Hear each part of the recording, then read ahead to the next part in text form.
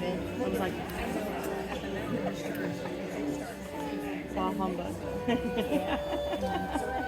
just love the humor because he's such a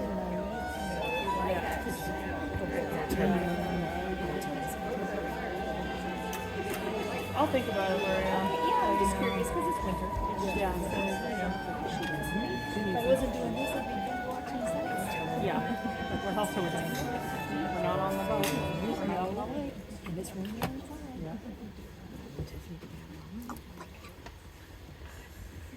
Go for it, yes.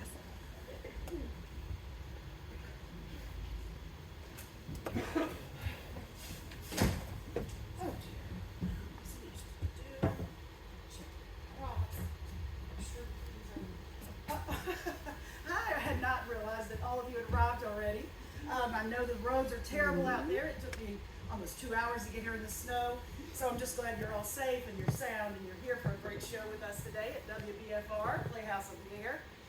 We've got a few things we're finishing up in the back. We're just waiting on a couple of people to get here. And Mr. Fillmore, when he arrives, he's going to fill you in on all the ins and outs of the show. And he better get here.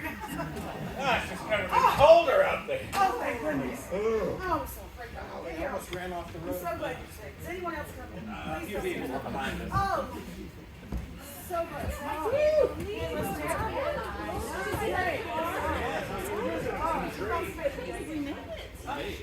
There's got to be more people. We've got over 25 characters starting. Come on. Oh, let me go. Coffee. Oh, yeah.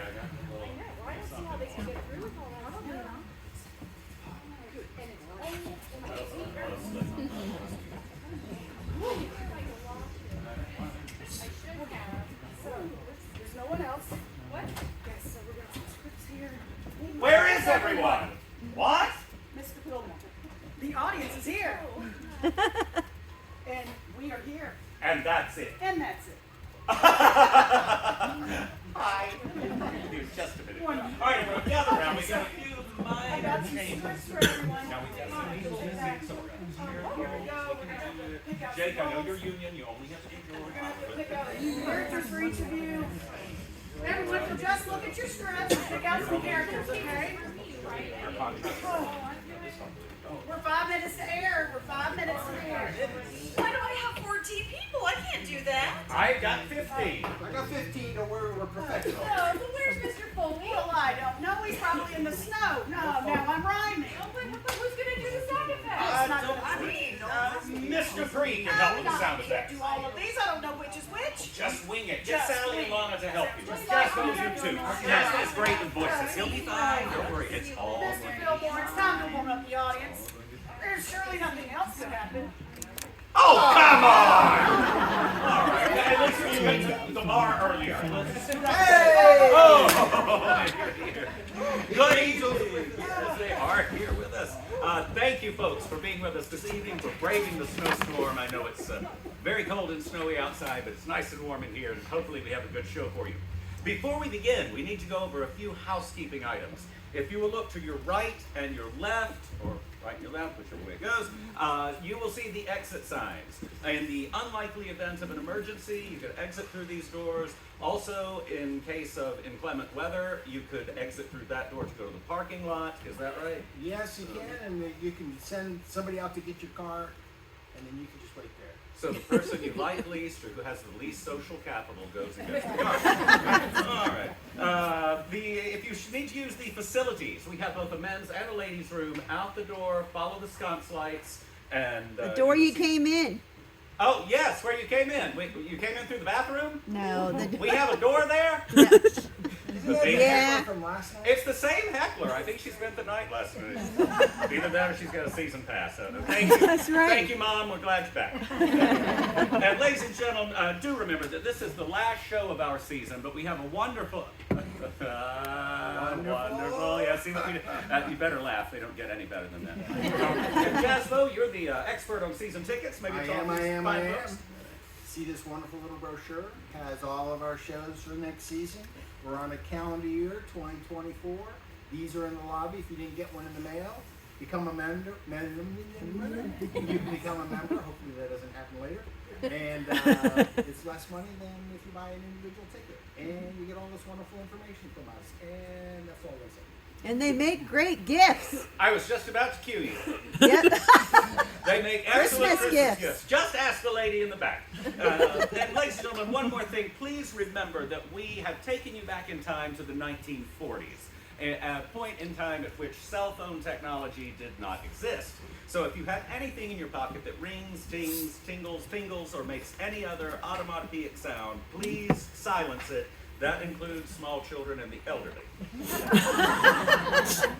Also, we thank you for being part of this evening's program, and you are going to help us create an atmosphere for our listeners at home.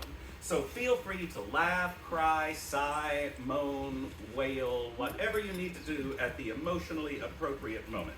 And we just remind you to have a little patience with us. This show was written for 20 people, and we now have 6, including lovely Miss Dupree, our stage manager, come sound engineer. But bear with us, we're going to make it happen. The show must go on. And I think we've got about 3 minutes left before we begin, which is just enough time for me to introduce you to the fine acting ensemble you'll be seeing this evening. First off, you know him from Chick Carter, Boy Detective, and Cowpoke Romance, playing George Bailey, the hero of tonight's story, Mr. Jake Lawrence. Star of stage, screen, and radio. His salary is why you've never heard of any of the rest of us. I kid. Having just returned from Los Angeles, having completed Dottie Goes Bananas, a Technicolor spectacle, and starring as Mary Hatch, we have with us 1943's Miss Ohio, Miss Sally Applewhite. Woo! Sally! Lovely Sally. WBFR Playhouse of the Air listeners have heard our next little lady in roles ranging from Mother Cabrini to Salome. Tonight, appearing as small-town siren Violet Bick and the rest, we have Miss Rhonda Sherwood!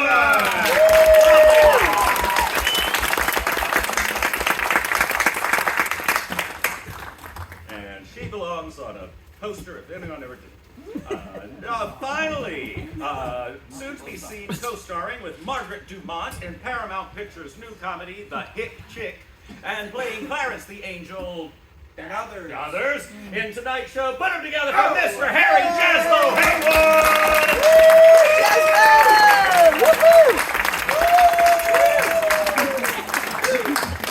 If you think you recognize Jaslow, that's because half the children in town look a lot like him. And finally, your host of Females Are Fabulous, and with you here every week on Playhouse of the Air, I'm Freddie Fillmore. Ready?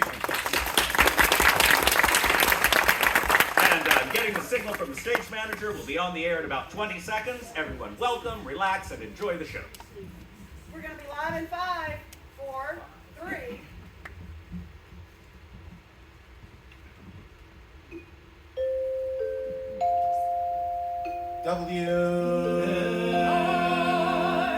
In New York City. This is WBFR Playhouse of the Air. Good evening, ladies and gentlemen, boys and girls, old and young and old. Greetings from WBFR Studio A here in Manhattan, New York, US of A. I'm your host, Freddie Fillmore, and it is my pleasure to bring you WBFR Playhouse of the Air this and every week. Tonight, we've got a real feel-good heartwarmer for you, just perfect for this or any other Christmas Eve. It's a Wonderful Life. We begin our story in the little town of Bedford Falls, New York, US of A, where a number of people in the town are praying for their dear friend, a typical American dreamer named George Bailey. Dear God, please look over my husband George. George is a good boy, you know that. My son has always gone out of his way to help others. Now it's him who needs the help. Help my big brother George. He's done so much for all of us. More for me than I can remember. I remember all the times he would stay late after work and not ask a single cent. The world needs more like George Bailey. Hey, George Bailey. I wouldn't have a roof over my head. He thinks more about others than himself. Oh, I wouldn't have a roof without him. If it wasn't for him, I'd have given up long ago. Why, I only think about myself. I must have taken the last cent he had. He had no sense of business, that George Bailey, just like his father. None of the Baileys were ever businessmen. It's his own fault he wasn't prepared for times like these. At times like these, I can't help thinking it's all my fault. So please help him, Father. It's all my fault. Something's the matter with Daddy. Should we pray for him, Mommy? Yes, Zuzu, pray. Pray very hard. The voices carry heavenward, and Joseph, the superintendent of angels, summons Clarence, an apprentice angel. You sent for me, sir? Ah, yes, Clarence, a man down on Earth needs our help. Oh, splendid. Oh, is he sick? No worse than that, he's discouraged. At approximately 10:45 tonight, Earth time, that man will be seriously considering throwing away God's greatest gift. Oh, dear, his life. That means I only have an hour to get ready. What are they wearing today? You will spend that hour getting acquainted with George Bailey. Sir, if I should accomplish this mission, might I perhaps earn my wings?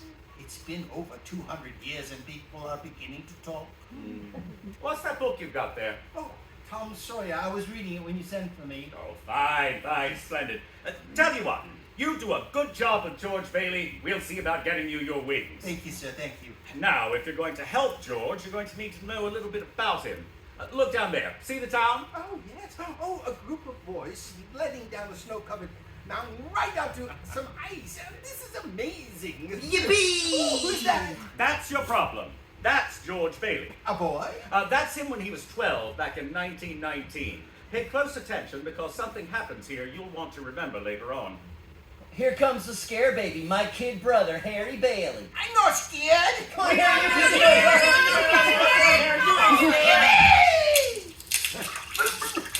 Help! Help! Oh dear, Harry's fallen through the ice. I'm coming, Harry! Make a chain, gang! A chain! So his brother fell through the ice and George saved him. Yes, Clarence, and ever since, George has had a bad ear. All that icy water, you understand. Bad ear. Yes, sir. The other events came a few months later. George took an after-school job at Old Man Gower's drugstore. It's me, Mr. Gower, George Bailey. You're late! Yes, sir. Hello, Georgie. Hello, Mary. Hello, Violet. 2 cents worth of shoelaces, Violet? Oh, Mary was here first. I'm still thinking. Shoelaces? Please, Georgie. I like him. You like every boy. What's wrong with that? Here you are. Bye, Georgie. See you later, Mary. Favorite mine yet, Mary? I'll take chocolate. With coconuts? I don't like coconuts. You don't like coconuts? Say, brainless, don't you know where coconuts come from? Look at here. Tahiti, the Fiji Islands, the Coral Sea. What's that you got there? A new magazine? I never saw it before. Of course, you never saw it. Only explorers like me can get it. I've been nominated for membership in the National Geographic Society. Now, let me get your ice cream. Is this the ear you came here on? George Bailey, I'll love you to the day I die.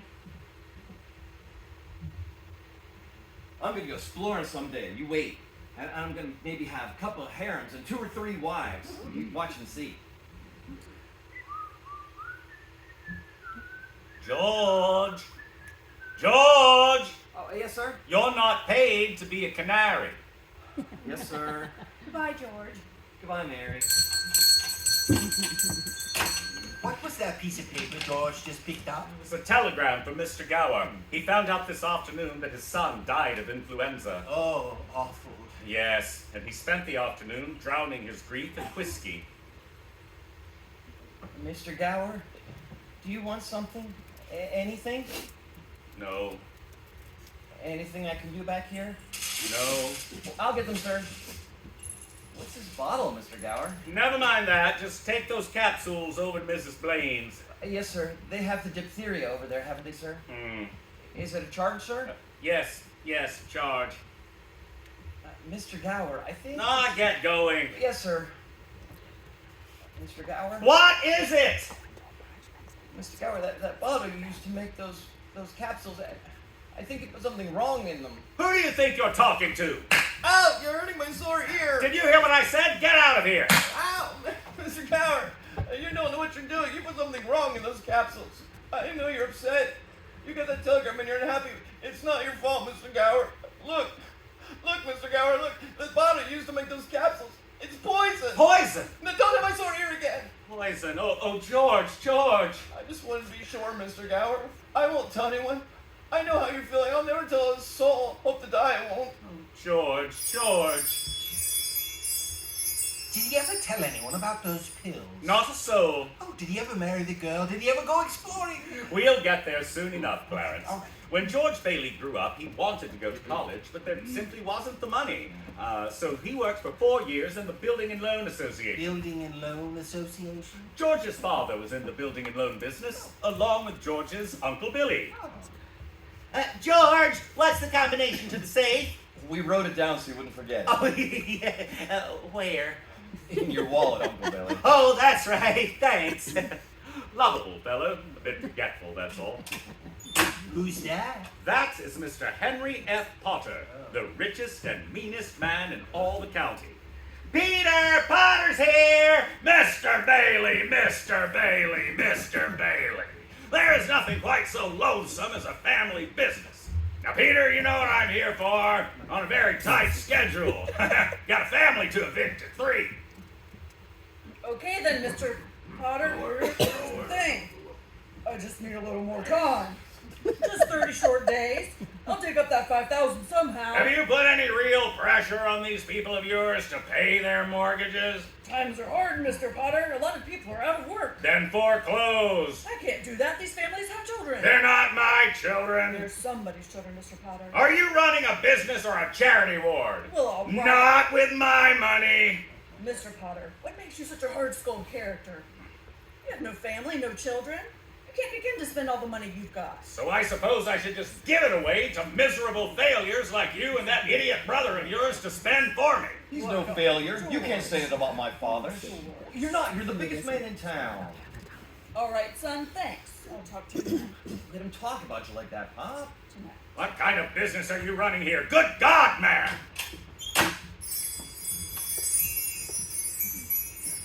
George worked that summer, saving enough money to get him through the university. After that, though, he was going to Europe. George got a job on a cattle boat and was ready to do a little traveling before college. Old man Gower surprised him with the gift of a great big suitcase. On his way home from the store, he ran into his friends, Ernie the cab driver and Bert the cop. Hey, Ernie. Hiya, George! Hey, Bert. Hey, George, what's your suitcase for? Hey, I'm a rich shores today. How about driving me home in style? Sure thing, Your Highness. Hop in the cab. And for the carriage trade, I puts on my hat. Good afternoon, Mr. Bailey. Looks like you're ready to get out of here. Hello, Vi. You look good. That's some dress you got on there. Why, this whole thing? I only wear this when I don't care how I look. See you later. How would you like? Yes. Want to go with us, Bert? We'll show you the town. I no thanks. I think we'll go home and see what the wife's doing. Family man. George saved up money to go away to college. His bags were packed and he was all set to go. Boy, oh boy, oh boy. It's hard to believe it's the last night in the Bailey boarding house. We're sure going to miss you, George. I'm gonna miss you too, Pop. Hey, what's the matter? You look tired. Well, I had another tussle with old Henry Potter today. I thought when we put him on the board of directors, he'd ease up on us. I wonder what's eating that old money-grubbing buzzard anyway. Oh, he's a sick man. Sick, tired. Sick in his mind, sick in his soul if he has one. Hates anybody that has anything he can't have. Hates us mostly, I guess. Hey, George, can I borrow your suitcase or your tuxedo studs? Yeah, help yourself, Eric. Good. Boy, where are they? In this suitcase? I'm not taking a tuxedo on a cattle boat, you know. Where'd you get this fine piece of luggage anyway? Oh, Mr. Gower, it's a going away present. And one of these days, you're gonna see it all covered in travel labels. Italy, Baghdad. Hey, why don't you go to the dance with us tonight? What, and be bored to death? Oh, you couldn't want a better death. Lots of pretty girls, huh? I gotta get going. See you later. I sure wish we could send Harry to college with you, George. Oh, we've already got that figured out. No? See, Harry will take my job at the building and loan. He'll work there 4 years, and then he'll go. He's pretty young for that job. Well, no younger than I was. You were born older, George. I suppose you've decided what you're going to do after you get out of college. What we've always talked about, building things. Make new buildings and plan modern cities. Still up to that first million before you're 30? No, I'll take half that in cash. Of course, it's just a hope, but I don't suppose you'd be willing to consider coming back to the building alone, would you? I know it's early to talk about it. I couldn't face being cooped up for the rest of my life in that shabby little office. Oh, I'm sorry, Pop. I didn't mean that remark. It's just this business of nickels and dimes and spending your whole life trying to save 3 cents on a length of pipe. I go crazy. I want to do something big, something important. You know, George, I feel in a small way we are doing something important, satisfying a fundamental urge. It's not too much for a man to want his own walls and roof and fireplace, and we're helping him get those things in our shabby little office. I know, Dad. I wish I felt... I've just been hoarding pennies for so long in order to... my friends have already finished college. I just feel like if I don't get out of here, I'd bust. Yes, you're right, boy.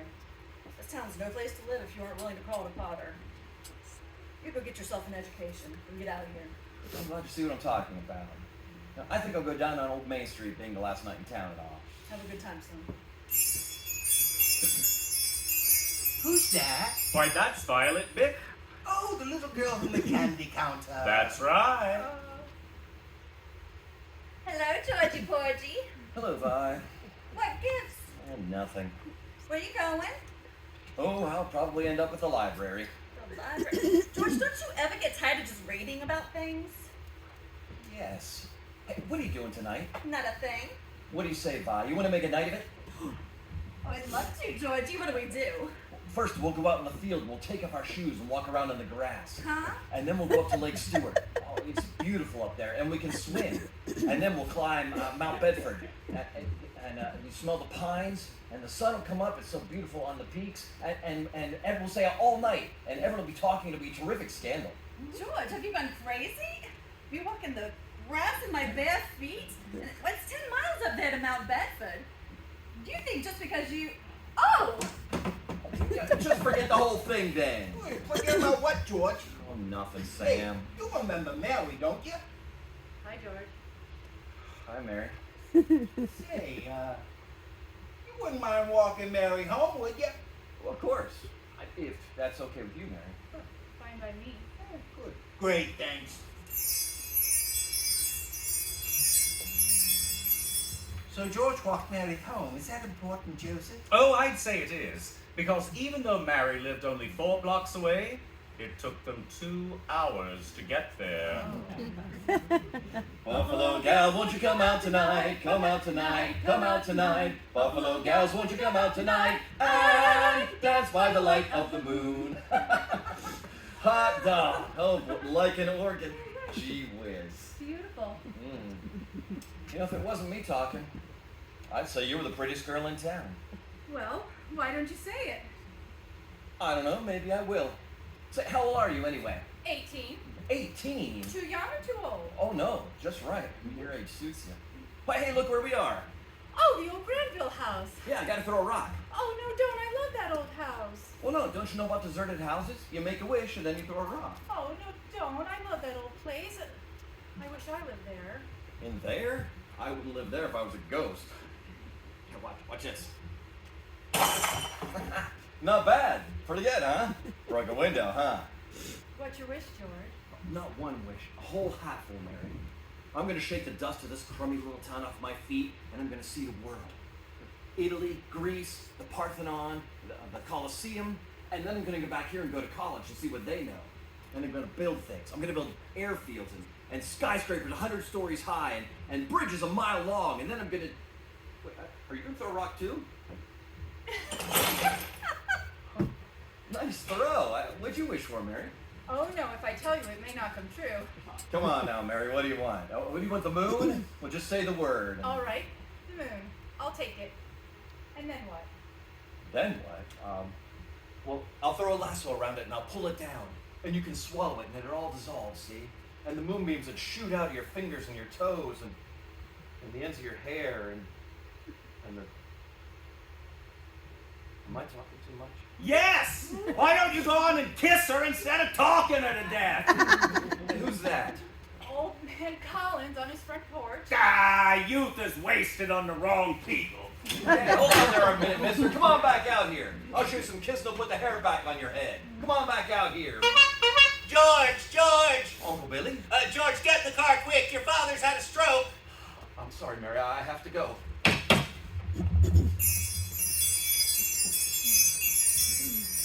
George's father died that night, Clarence, so of course George couldn't go to Europe. But that fall, just as he was ready to leave for college, the directors of the building and loan held a meeting. They were going to appoint a successor. I want the board to know that George gave up his trip to Europe, helped straighten things out here the past few months, and it was greatly appreciated. George, I think that's all we need from you. Good luck in college. I know you're anxious to make a trek. Yes, I have a taxi waiting downstairs. Mr. Chairman, I'd like to get to my real purpose. I claim this institution is not necessary to the town. Therefore, Mr. Chairman, I make a motion to dissolve the building and loan and turn over its assets and liabilities to the receiver. Oh, it's a sound business. It's too soon after Peter Bailey's death to discuss chloroforming this building and loan association. It was his faith and devotion that are responsible for this organization. I'll go even further than that. I'll say that to the public, Peter Bailey was the building and loan. Oh, that's easy for you to say, Potter, considering you probably drove him to an early grave. Oh, Peter Bailey was no businessman. That's what killed him. I don't mean any disrespect. God rest his soul, man of high ideals and all that. But high ideals without common sense, what does that get us? A discontented, lazy rabble instead of a thrifty working class. And all because a few starry-eyed dreamers like Peter Bailey had to stir them up and fill their heads with a lot of impossible hooey. Now I say... Just hold on a minute there, Mr. Potter. You're right when you say my father was no businessman. I know that. Why he ever started this penny-ante building loan, I'll never know. But neither you nor anyone else can say anything against his character, because he was... Well, in the 25 years since he and Uncle Billy started this thing, he never once thought of himself. Isn't that right, Uncle Billy? You got that right. He didn't save enough money for Harry to go to school, let alone me. But he did help a few people get out of your slums, Mr. Potter. And what's wrong with that, huh? What? Well, here, you're all businessmen here. Yeah, we are. Doesn't it make them better citizens? Doesn't it make them better customers?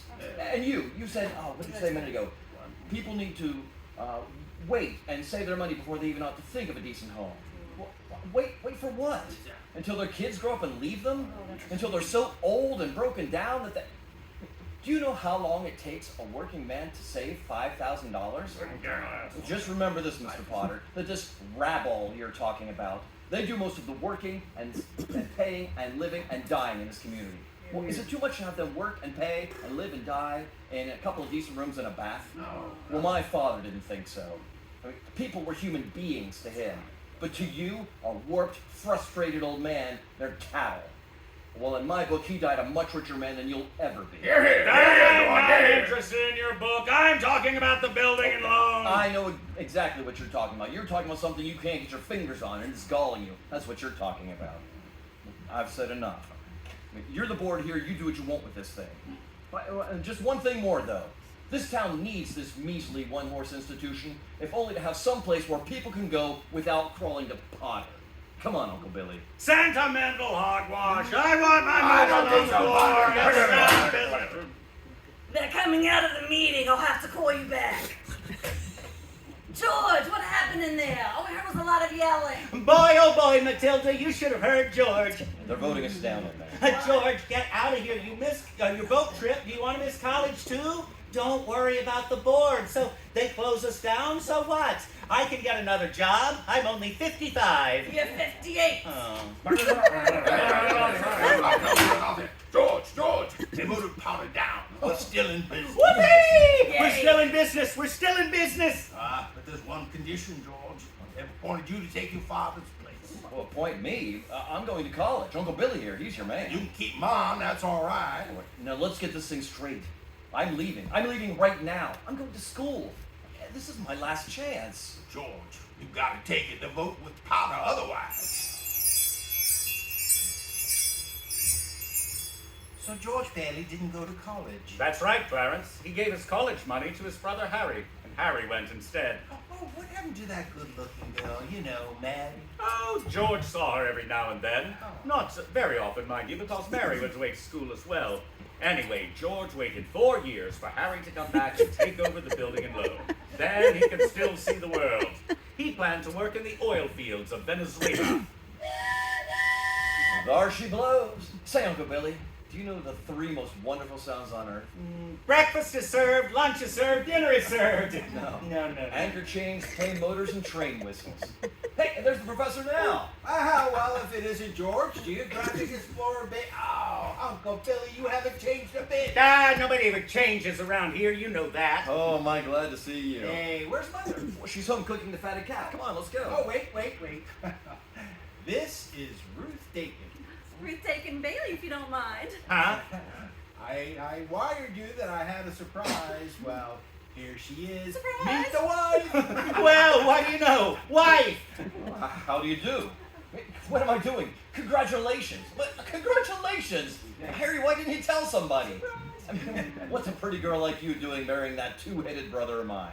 Well, I'll tell you, it's purely mercenary. My father offered him a job. Oh, he gets you and a job? Harry's cup runneth over. Come on, Ruth, let's you and I go on ahead and leave the bags for the fellas. All right. George, about that job, Ruth spoke out of turn. I never said I'd take it. You've been holding the bag here for the last 4 years, and I'm not going to let you down. It's all right, Harry. It's all right.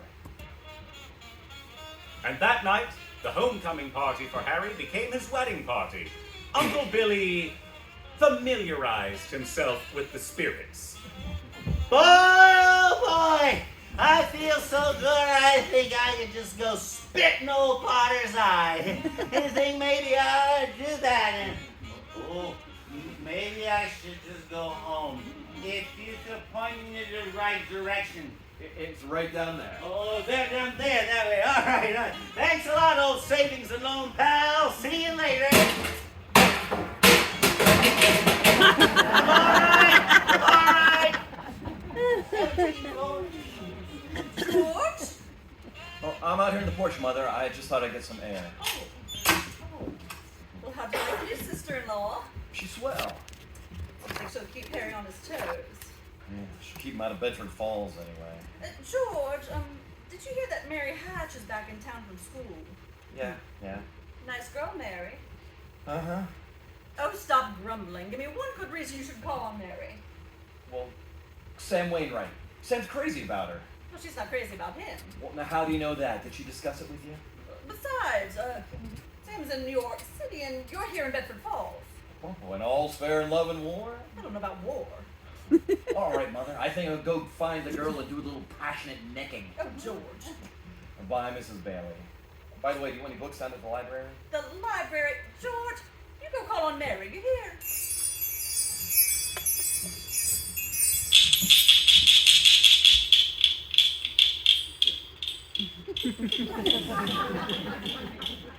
Hello, George. Oh, hello, Mary. I just happened to be passing by. Well, your mother just phoned and said you're on your way over to pay me a visit. My mother just called you. Well, how does she know? Well, I didn't tell anybody. I just went for a walk and happened to be passing by. So what do you... I just went for a walk. That's all. When did you get back? Tuesday. Would you like to come in? Well, sure, since I'm here. Hey, where'd you get that dress? Oh, do you like it? It's all right. I would have thought you'd gone back to New York with Sam, Francie, and the rest of them. Oh, well, I worked there a couple of vacations, but I don't know.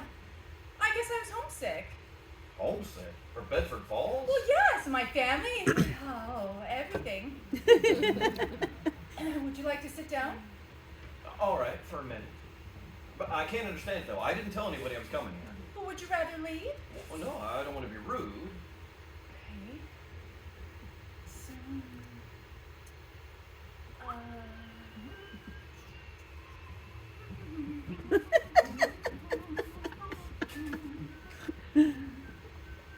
oh, isn't it nice about Harry and Ruth? Oh, yeah, that's all right. Well, don't you like her?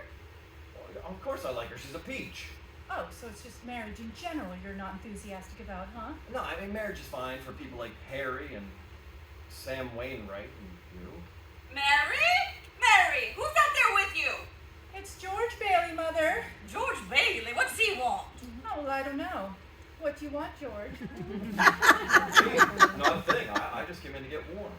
He's making violent love to me, Mother. Oh. Well, you tell him to go right back home, and don't you go anywhere. Sam Wainwright promised to call tonight, didn't he? Your mother needn't worry about. I didn't come here for. What did you come here for? I don't know. You tell me. You're supposed to be the one who has all the answers. You tell me. Oh, why don't you just go home? That's where I'm going. I don't know why I came here in the first place. Mary, the telephone! It's Sam! I'll get it! Hee-haw! Hello, Sam. How are you? Oh, Reggie, good to hear your voice again. Oh, well, that's awfully nice of you, Sam. Say, there's an old friend of yours here, George Bailey. Oh, you mean old Mossback George? Yes, old Mossback George. Yeehaw! Put him on. Oh, wait a minute, I'll call him. George! He doesn't want to speak to George, you idiots. He does so he asked for him. George! Sam wants to speak to you. Hello, Sam. Hey, find how you are. What you trying to do? Steal my girl? What do you mean? Nobody's trying to steal your girl. Wait a minute. I want to talk to both of you. Put Mary on the extension. Mother's on the extension. I am not. We can both hear. George, just move your head a little bit closer. Okay. There, that's better. Sam, we're listening. Oh, listen, I got a big deal coming, gonna make us all rich. George, you remember that night at Martini's bar when you told me about making plastics out of soybeans? Oh, yeah, soybeans, yeah. Well, my father checked into it, George, and you see, he's gonna build a factory outside of Rochester. What do you think about that? Rochester? Why Rochester? Well, why not? Can you think of anything better? I don't know. Why not right here in Bedford Falls? You remember that old machine and toolery works you got here? You tell your father to get that place for a song. And all the labor he wants, too. I mean, half the town was thrown out of work when he closed down. Yeah, well, you know, I'll tell him. Hey, you know, that does sound good. Oh, I knew you'd come through. Listen, now, here's the point, George. I may have a job for you, that is, unless you're still married to that old Building a Loan Association. Mary! Oh, I'm here. You tell that guy I'm giving him the chance of a lifetime, you hear? He says it's a chance of a lifetime. Give me that phone. You listen to me, Mary. I don't want any plastics, and I don't want any job, and I don't want to get married ever to anyone. You got that? I want to do what I want to do, and you're not gonna. You're not. Oh, Mary. George. Mary, I love you. George, I love you too.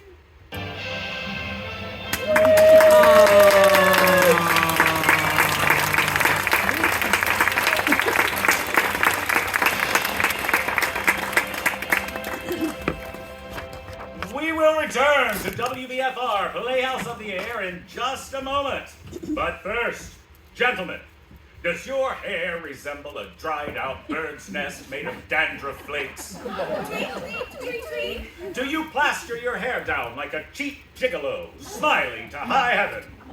Ew, what a stink. When girls get a gander at the tip top of your noggin, do they go, Ew. well, here's a friendly hint that just may help you out in the romance department. Ah. Starting tomorrow, why not try Bremel Hair Tonic? Yes, sirree, you'll be heading for success with Bremel groomed hair. A success with the girls and on the job. Bremel always keeps hair mighty attractive, always in place. A real sex appealer. Bremel Hair Tonic does lots more than just keep your hair good looking.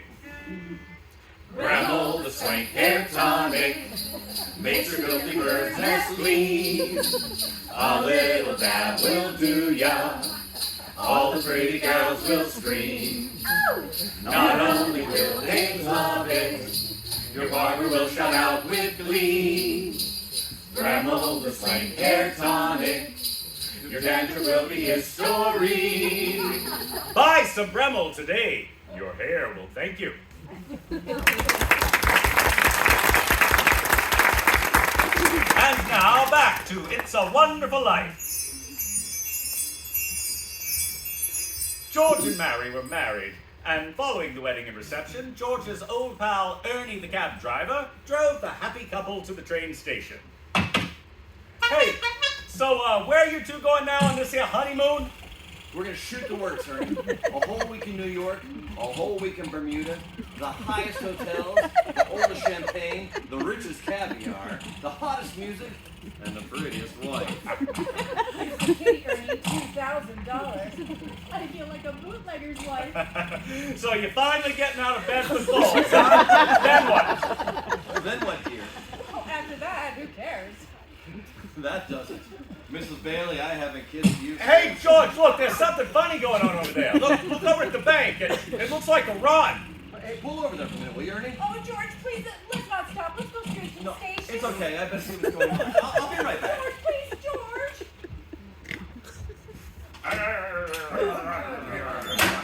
Hey, Uncle Billy, what's going on? It's Oh, like a holiday. The doors are locked and there's a crowd out front. This is a pickle, George. All right, now what happened? I don't know. All I know is the bank called our loan and I had to hand out all of our cash. All of it? Every last cent of it. Holy mackerel. And then I got scared. I got scared, George, and I closed the doors. Oh, no, our charter says we have to stay open until 6 o'clock or we'll lose our license. The Bailey Brother Building and get me George Bailey. George, it's Potter. Hello? George, there's a rumor going around town that you closed your doors. Is that true? No, it isn't. Do you need any police? Mobs can get pretty ugly sometimes, you know. We're fine.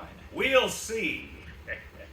Now, George, I'm going all out to help in this crisis. I've guaranteed the bank sufficient funds to meet their needs. They'll close down for a week and then reopen.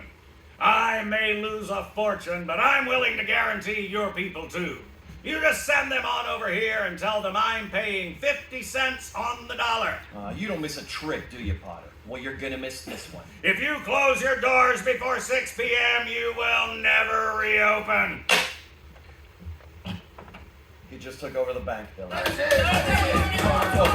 the doors, let them in. Hey, George, where's our money? Come on. All right, folks, listen. Things aren't as black as they seem. I've got some news for you folks. I just got on the phone with old man Potter, and he's guaranteed cash payments over at the bank. What about our money, George? Where's our money? Well, no, wait. Let me tell you. You're thinking of this place all wrong. I mean, the money's not here. Well, no, let me tell you, the money's in people's houses. It's in the Kennedy house, and the McLaren house, and your house, and 100 others. What are you going to do, foreclose on them? I got $242 in here, and $242 isn't gonna break anybody. All right, Charlie, all right. Now, you'll get your money in 60 days. 60 days? Now, that's what you agreed to when you bought your shares. I got my money. Old man Potter took over the bank. He's paying 50 cents on the dollar. Please, don't go. I'm begging you not to do this. If Potter gets his hands on your shares, he'll be owning this building and loan. He already has the bank and the department stores and the bus lines, and now he wants to get his hands on us, so he can keep you living in his shacks and paying the kind of rent he decides to charge. You know, we can get through this thing, but we need to stick together. You know, we need to have faith in each other. My husband's out of work. We need money. I got doctor bills to pay. I can't feed my kids with faith. How much do you need? We still got some money. We got $2,000 from the wedding. Hey, Mary. Oh, all right. I got $2,000 here to tide us over till the bank reopens. Okay. Charlie, how much do you need? $242. Come on, Charlie. Just enough to tide you over till the bank reopens. I'll take $242. Okay, Uncle Billy, give Charlie $242. All right, now Ed, how much just to get you by? $20, I suppose. All right, see, now we're talking. All right, Mrs. Thompson, how about you? But George, it's your own money. Now, don't you worry about that. How much do you want? Could I have $17.50? 7. Bless your heart. Oh, of course you can. Give her $17.50. Now, you just pay it back when you can. Now, just pay it back when you can. All right, now who's next? Look at the clock! Look at the clock! 5 seconds. 4 seconds. 3, 2, 1. We made it. 6 o'clock. All right, lock the doors, Uncle Billy. Look at that. We're still in business. We're giving out $2 left. Bailey Brothers Building and... just a moment, please. George, there's a call for you. Hey, would you get my wife on the phone? She's probably over at her mother. Mrs. Bailey is on the phone. I don't want Mrs. Bailey. I want my... Oh, Mrs. Oh, Bailey. yeah, That's yeah, my two wife. of Yes. you. Hello, dear. I'm sorry about... What's that? Come home? What home? 320 Sycamore? Whose home is that? The Waldorf Hotel, huh?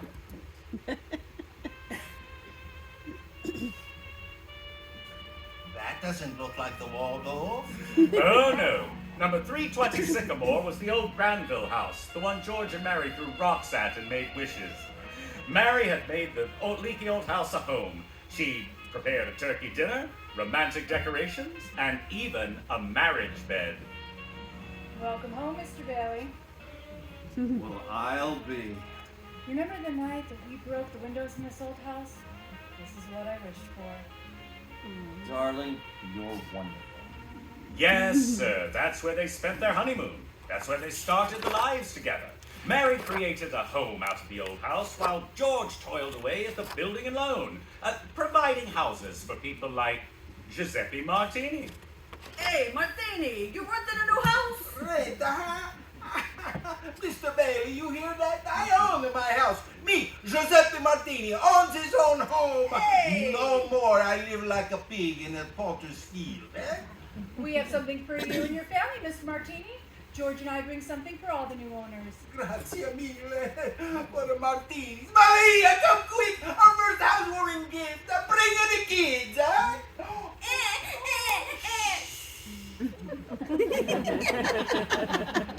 Bread, so this house may never know hunger. Salt, that life may always have flavor. And wine, the joy and prosperity may reign forever. Enter the Martini Castle. Bailey houses were popping up all over the place, usually owned by people who used to live in Potter's Field, and old man Potter had had quite enough of that. So, after a couple of years, old Potter decided to call our George into his office. Sit down, George, sit down. Have a cigar? Thank you, sir. That's quite a cigar, Mr. Potter. You like it? I'll send you a box. I suppose you'll tell me sooner or later, but what is it exactly you wanted to see me about? George, now that's just what I like so much about you. George, I'm an old man and most people hate me. Of course, I feel the same way about them, so I figure it all comes out even. You know as well as I do that I run practically everything in this town except the building and loan. And you know, for a number of years, I've been trying to take control of it, or kill it, but I haven't been able to do it. You've been stopping me, George. Matter of fact, you've been beating me, and that takes some doing. Take the Depression, for example. You and I were the only ones who kept our heads. You saved the building and loan, and I saved all the rest. Well, most people would say you stole all the rest. The envious ones say that, George, the suckers. Take you, for example. Young man, 27, 28 years old, married, bringing home 40 a week? 45. 45! Well, if you were some ordinary yokel, I'd say you were doing just fine for yourself. But George Bailey is intelligent, ambitious. He hates the savings and loan as much as I do. He's been dying to get out of this town ever since the day he was born. A young man, smartest one in the crowd, mind you, who had to sit back and watch all of his friends go places while he was here trapped. Trapped playing nursemaid to a lot of garlic eaters. Do I paint an accurate picture, George, or do I exaggerate? What's your point, Mr. Potter? My point is, you're the only man in town who's licked me. I want to hire you. Manage my affairs. I'll start you off at $20,000 a year. $20,000 a year? That's right. You wouldn't mind living in the nicest house in town, would you, George? Buying your wife a lot of nice, expensive clothes. Taking a couple of business trips to New York every year. Every once in a while, Europe. You wouldn't mind that, would you, George? Would I? You're not talking to somebody else around here, are you? Now, you do remember me, right? That's George Bailey. The Bailey Loan, remember? Yes, George Bailey, whose ship has finally come in, provided he has the good sense to climb aboard. Well, now, Mr. Potter, I'm sure I had a jump at this chance, but I wonder if you might give me 24 hours to think about it. Oh, sure. You go home and talk to your wife. Yeah, I like that. In the meantime, I'll start drawing up the papers, and pretty soon you'll be managing my affairs. Your affairs? No. No, the answer's no, doggone it. I mean, you sit around here and you spin your little webs and you think the whole world revolves around you and your money. Well, it doesn't, Mr. Potter. You know, in the whole vast configuration of things, I'd say you were nothing but a scurvy little spider.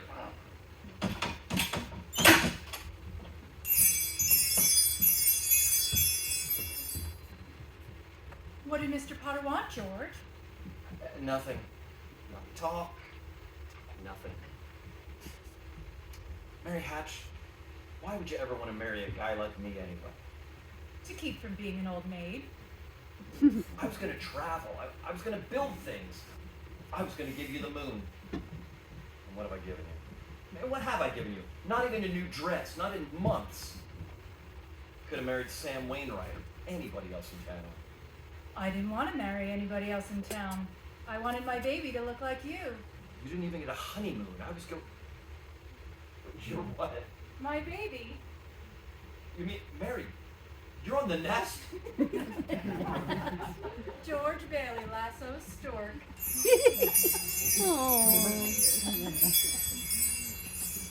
Well, Mary had her baby, a boy. You don't say. And then she had a girl.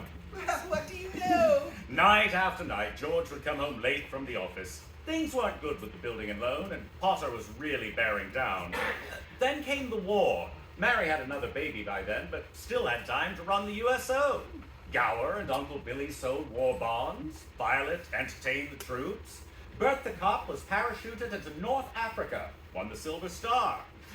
Ernie the taxi driver, he parachuted into France. And Harry Bailey topped them all. A Navy flyer, he shot down 15 planes. 2 of them as they were about to crash into a transport full of soldiers. But George, what about George? George?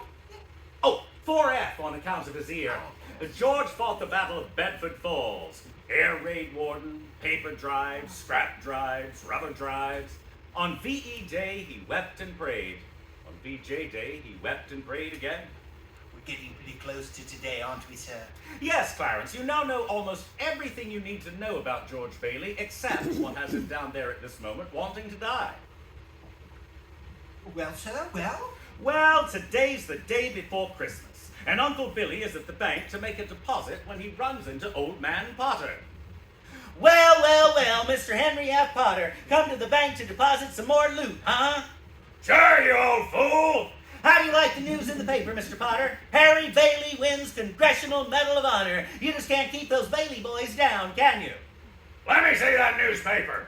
Here you go. Sorry I can't stay and chat, you old thief. Gotta make a deposit. Yeah, morning, Mr. Bailey. Good morning, Horace. Here you are. Deposit slip, bank book, and a very Merry Christmas to you. Merry Christmas to you. Aren't you forgetting something? What's that?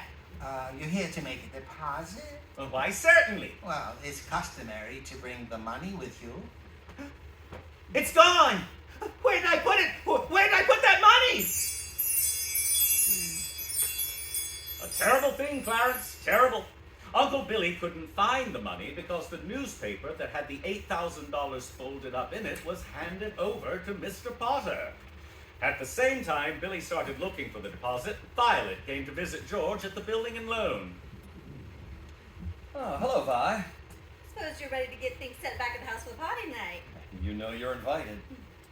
Say, what's wrong? You see right through me, don't you? How much do you need? I hate doing this to you, George, but I won't be asking for any more after this. Oh, planning on robbing a bank, are you, Vi? I'm going to Manhattan. Oh, what's in Manhattan? Well, everything's in Manhattan. New start, at least. What's wrong with getting a new start right here in Bedford Falls? I never thought I'd hear you say that, George Bailey. I thought you hated this place. I did. This town has a charm of its own. You should give tours, maybe. Hey, I'm only thinking of you, Vi. Manhattan's a big place to take on your own. But I've made a decision. There's a midnight train, and I plan to be on it. Well, it takes a lot of character to leave your hometown and take a fresh start. Hey, here's some dough. No, George, don't. No, I mean, what are you going to do? Hawk those furs and that hat? Are you going to walk to New York? You know, they charge for meals and rent just the same there as they do here in Bedford Falls. Yeah, sure. Hey, and besides, that's my business. It's a loan. Building a loan, right? Hey, you'll get a job. Good luck to you, Vi. I'm glad I know you, George Bailey. Hey, say hi to New York for me. Merry Christmas, George.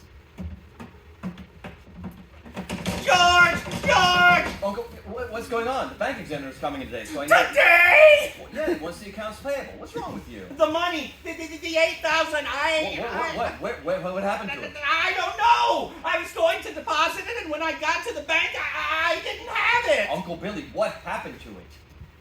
I don't know. I was going to deposit it, and when I got to the bank, it just wasn't there. $8,000. Now, the bank examiner's coming in. It's not our money. We need it belongs to the deposit. Oh, I'm so sorry, George. I just don't know what happened. All right, well, first place we're going to check is your pocket. That's where I told you to put it when you left. Oh, I'm no good to you, George. I'm just no good. Oh, okay, then.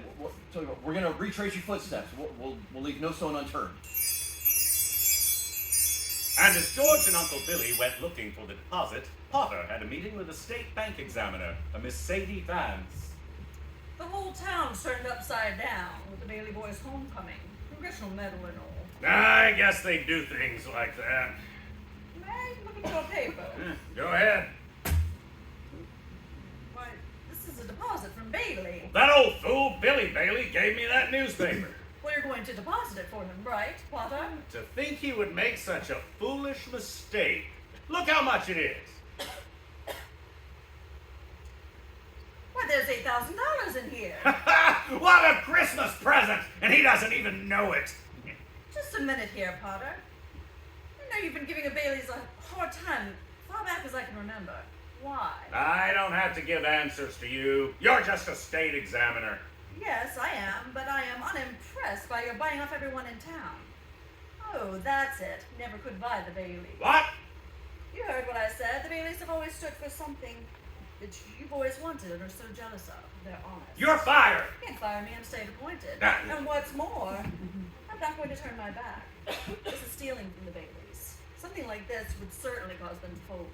Yes, and after 25 years.